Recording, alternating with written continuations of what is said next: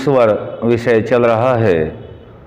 सत्यार्थ प्रकाश अमर ग्रंथ है जो महर्षि दयानंद सरस्वती जी द्वारा ईश्वरवाणी वेदानुकूल आप्त पुरुषों के कथन के अनुकूल ऋषि ब्रह्मा से लेकर जैमिनी ऋषि पर्यंत जो ऋषियों का मत है उसी के अनुकूल है, सार्वभौमिक सिद्धांत है।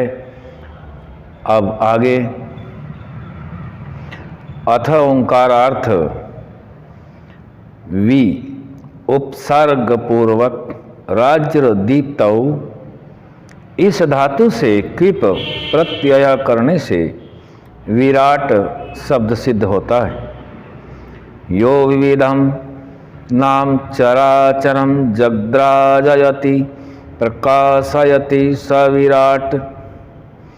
विविध अर्थात जो बहु प्रकार के जगत को प्रकाशित करे, इससे विराट नाम से परमेश्वर का ग्रहण होता है।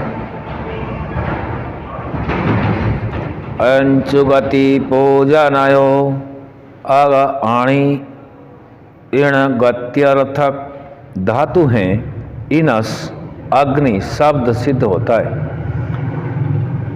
गते स्त्रियोर्थः जानम गमनम प्राप्तिश्चेति पूजनम नाम सत्कारः।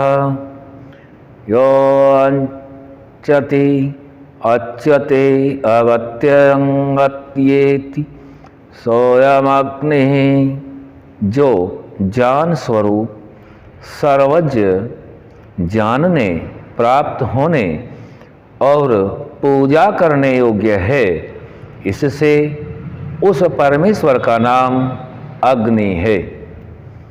विष परवे शने, क्रमांक 3 में बताते हैं विष परवे शने। इस धातु से विश्व शब्द सिद्ध होता है। विश्वन्ति प्रविष्टानि सर्वाण्यकाशादीनि भूतानि यस्मिन्,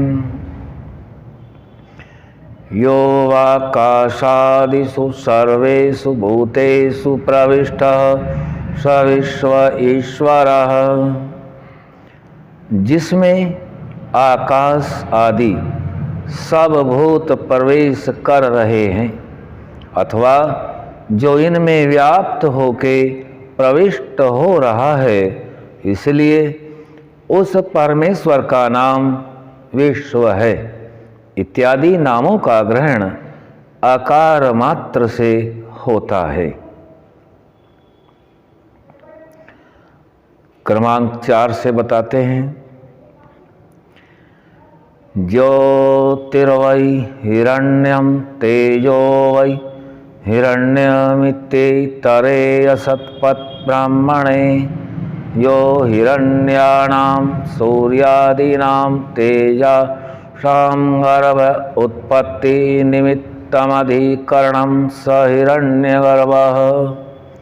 जिसमें सूर्य आदि तेज वाले लोग उत्पन्न होके जिसके आधार रहते हैं, अथवा जो सूर्य आदि तेज स्वरूप पदार्थों का गर्भ नाम उत्पत्ति और निवास स्थान है, इससे उस परमेश्वर का नाम हिरण्यगर्भ है।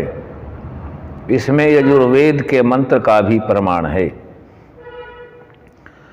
हिरण्यगर्भः समवत्ताग्रे भूतस्य जातः पतिरेक आसीत्, सदाधार पृथिवीं द्यामुतेमां कस्मै देवाय हविषाविधेम।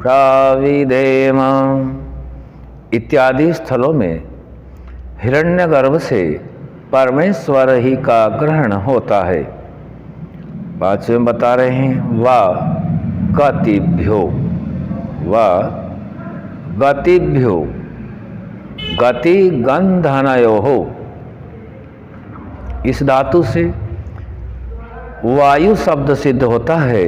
गंधनम हिंसनम यो वाति चराचरं जगदधिरति बलिनाम बलिष्ठ स वायु। जो चराचर जगत का धारण, जीवन और प्रलय करता और सब बलवानों से बलवान है, इससे उस ईश्वर का नाम वायु है। तेज निशाने, इस धातु से तेज और इसे तद्धित करने से तेजस शब्द सिद्ध होता है। जो आप स्वयं प्रकाश और सूर्य आदि तेजस्वी लोकों का प्रकाश करने वाला है, इससे ईश्वर का नाम तेजस है। इत्यादि नामार्थ ओकार मात्र से ग्रहण होते हैं।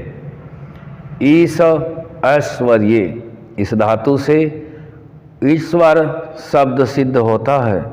यह इष्टि सर्वैश्वर्यवान वर्तते स ईश्वरः, जिसका सत्य विचारशील ज्ञान और अनंत ऐश्वर्य है, इससे उस परमेश्वर का नाम ईश्वर है। 2 अवखंडने, इस धातु से अदिति और इसे तद्धित करने से आदित्य शब्द सिद्ध होता है।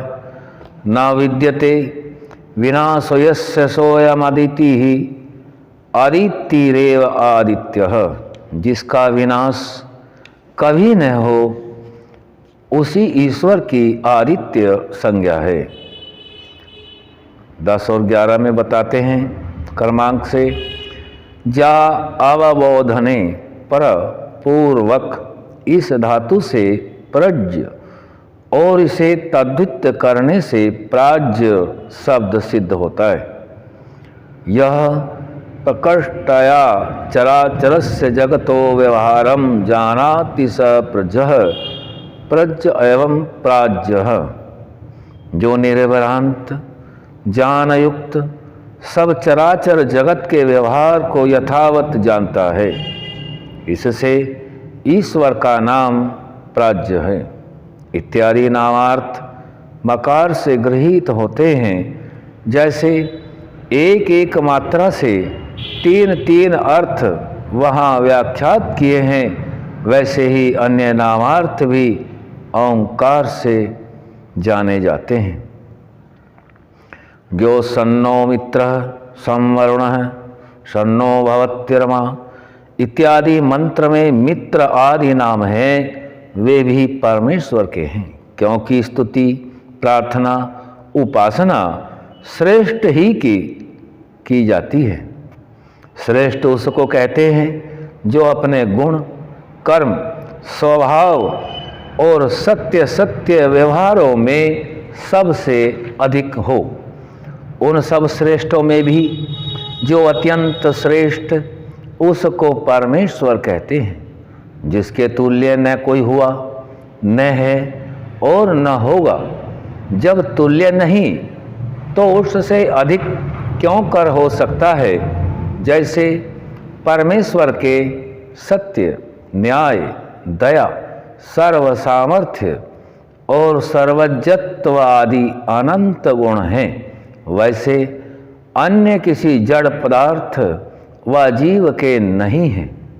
जो पदार्थ सत्य हैं, उसके गुण, कर्म, स्वभाव भी सत्य ही होते हैं। इसलिए सब मनुष्यों को योग्य है कि परमेश्वर ही की स्तुति, प्रार्थना, उपासना करें, उससे भिन्न की कभी न करें, क्योंकि ब्रह्मा, विष्णु, महादेव नामक पूर्वज, महाशय विद्वान, दैत्य, दानव आदि निकृष्ट मनुष्य और अन्य साधारण मनुष्यों ने भी परमेश्वर ही में विश्वास करके उसकी स्तुति, प्रार्थना और उपासना करी, उससे भिन्न की नहीं की।